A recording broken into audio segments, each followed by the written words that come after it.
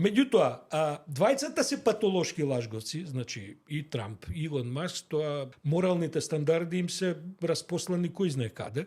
Взаедно се обвинуваат дека се лудаци. Значи, не се ја нешто да кажувам, него заедно се обвинуваат дека се лудаци. Мислам, јас тоа одамна го тврдам и не само јас тоа, веќе сите го знаат и така нема. Што и да пипне, Трамп умира. Значи, ова, дури мислам дека што се случува после 135-6 дена од доаѓањето на власт, овој распад со Илон Маск, тоа малку и задоцни. Бидејќи кај Трамп тоа не трае ни 2-3 месеци. Сите во неговиот кабинет, сите до последниот, ако додржи до крај на својата мандат ќе бидат со скандал отпуштени. Тоа значи да немаме сомневање. Прво, Трамп живее од овој вид на скандали.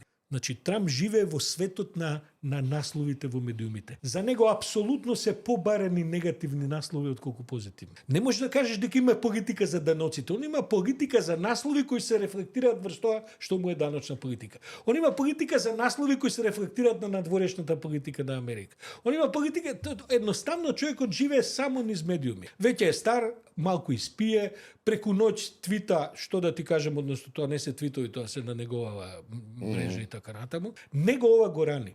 Него ова му треба и он нема никаков проблем, затоа ќе го преживее Илон Маск. Илон Маск исто така е социопат. Тоа апсолутно и он е истражен. Тој има толку многу објавени работи, не знам колку биографии има објавени.